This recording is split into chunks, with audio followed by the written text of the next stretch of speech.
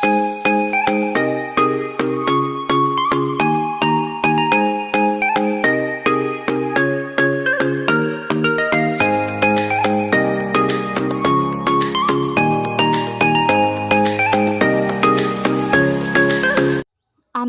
SWOT. Analisis SWOT adalah analisis kondisi internal maupun eksternal suatu organisasi yang selanjutnya akan digunakan sebagai dasar untuk merancang strategi dan program kerja. Analisis internal meliputi penilaian terhadap faktor kekuatan atau strength dan kelemahan atau weakness. Sementara, analisis eksternal mencakup faktor peluang, opportunity, dan tantangan atau threat. Ada dua macam pendekatan dalam analisis SWOT, yaitu yang pertama, pendekatan kualitatif matriks SWOT. Pendekatan kualitatif matriks SWOT sebagaimana dikembangkan oleh Kearns menampilkan 8 kotak, yaitu dua paling atas adalah kotak faktor eksternal, peluang, dan tantangan, sedangkan dua kotak sebelah kiri adalah faktor internal, kekuatan dan kelemahan. 4 kotak lainnya merupakan kotak isu-isu strategis yang timbul sebagai hasil titik pertemuan antara faktor-faktor internal dan eksternal. Yang kedua yaitu pendekatan kuantitatif analisis SWOT. Data SWOT kualitatif di atas dapat dikembangkan secara kuantitatif melalui perhitungan analisis SWOT yang dikembangkan oleh Peirce dan Robinson pada tahun 1998 agar diketahui secara pasti posisi organisasi yang sesungguhnya. Baiklah, selanjutnya perhitungan yang dilakukan melalui 3 tahap, yaitu yang pertama melakukan perhitungan skor A dan bobot B, poin faktor serta jumlah total perkalian skor A. Masing-masing poin faktor dilakukan secara saling bebas. Penilaian terhadap sebuah poin faktor tidak boleh dipengaruhi atau mempengaruhi penilaian terhadap poin faktor lainnya. Pilihan rentang besaran skor sangat menentukan akurasi penilaian, namun yang lazim digunakan adalah dari 1 sampai 10 dengan asumsi nilai 1 berarti skor yang paling rendah dan 10 berarti skor yang paling tertinggi. Perhitungan bobot B, masing-masing poin faktor dilaksanakan secara saling ketergantungan, artinya penilaian terhadap satu poin faktor adalah dengan membandingkan tingkat kepentingannya dengan poin faktor lainnya, sehingga formulasi perhitungan adalah nilai yang telah didapat rentang nilainya sama dengan banyaknya poin faktor dibagi dengan banyaknya jumlah poin faktor. Yang kedua, melakukan pengurangan antara jumlah total faktor S dengan W, D, dan faktor O dengan TE. Perolehan angka D sama dengan X selanjutnya menjadi nilai atau titik pada sumbu X. Sementara perolehan angka E sama dengan Y selanjutnya menjadi nilai atau titik pada sumbu Y. Yang terakhir, 3. Mencari posisi organisasi yang dilakukan oleh titik X, Y pada kuadrat SWOT.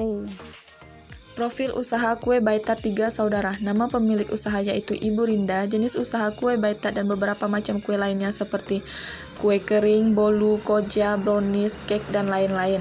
Tahun berdirinya yaitu 2016, lama berdiri selama 4 tahun. Alamatnya di Desa Talangpau, Kecamatan Pondok Kelapa, Kabupaten Bengkulu Tengah. Dinamakan kue Baitat 3 saudara ini karena anaknya berjumlah 3. Jadi Ibu Rinda mengambil nama yaitu kue Baitat 3 saudara. Visi dan misi usaha kue Baitat 3 saudara.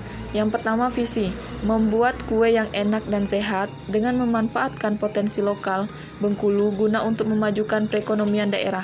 Misinya yang pertama, memasarkan produk kue tat hingga ke seluruh Indonesia. Yang kedua, membuat berbagai varian rasa isi kue. Yang ketiga, melayani konsumen dengan baik. Analisis SWOT UMKM Baitat 3 saudara. Kekuatan: 1. Sudah dipasarkan kemana-mana. 2. Usahanya sudah bisa diakses melalui sosial media seperti Instagram dan juga marketplace. 3. Bisa menyediakan pesanan secara banyak sesuai kebutuhan konsumen. 4.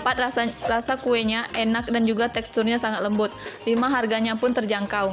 Kelemahan: Kelemahan dari UMKM Baitat tiga saudara ini, yang pertama, Ibu Rinda hanya baru membuat 2 rasa saja pada Baitat, yaitu nanas dan kelapa. Yang kedua, pembungkusan kue Baitat tiga saudara ini masih belum menarik, hanya memakai bungkus plastik biasa.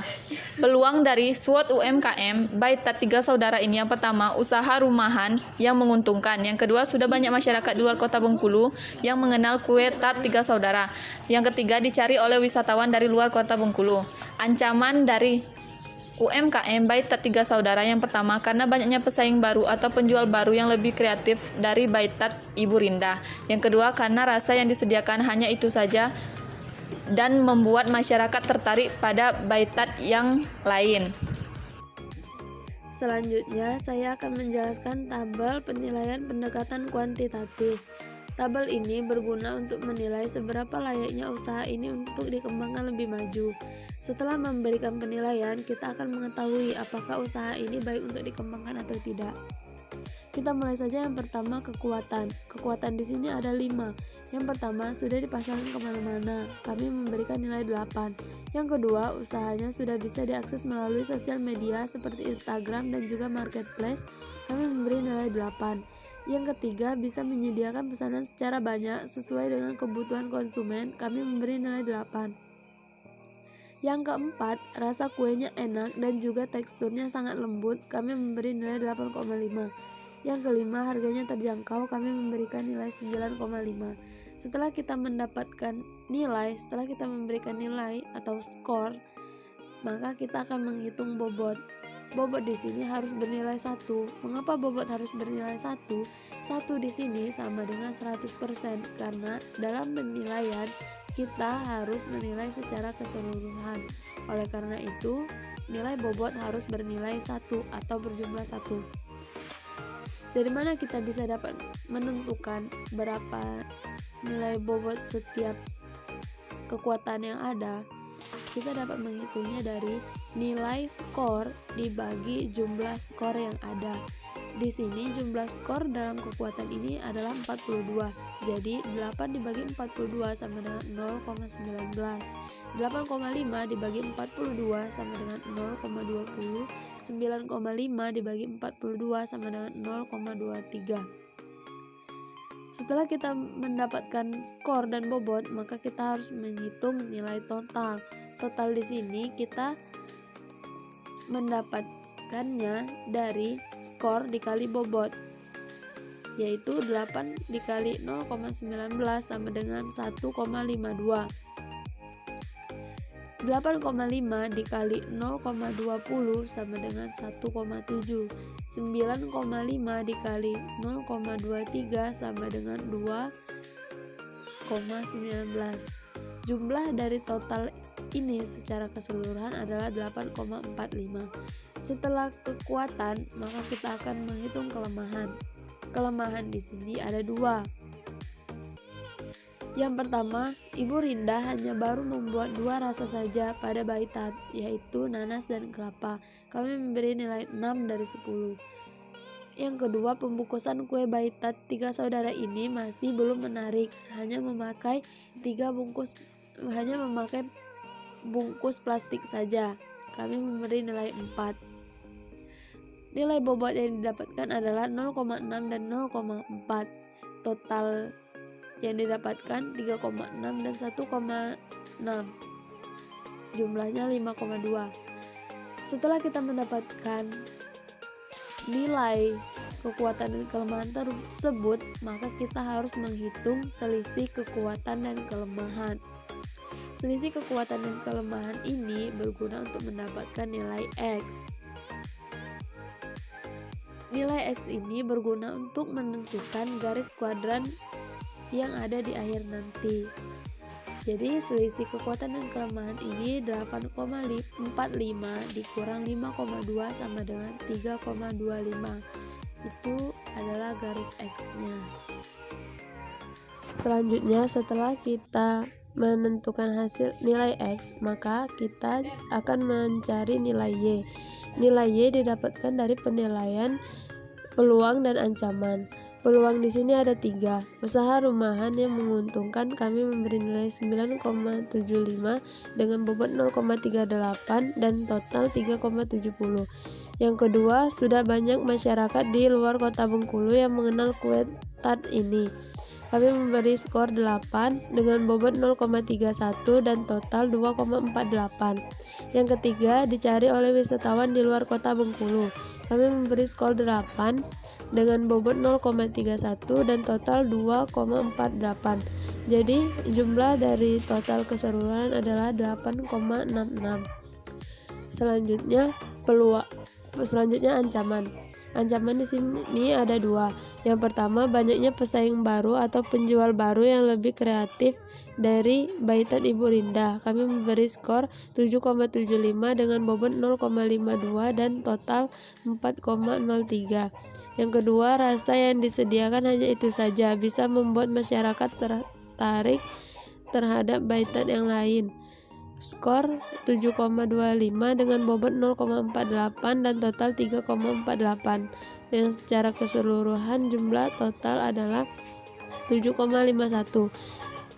Nilai X akan didapatkan dari selisih peluang dan ancaman, di mana 8,66 dikurang 7,51 sama dengan 1,15.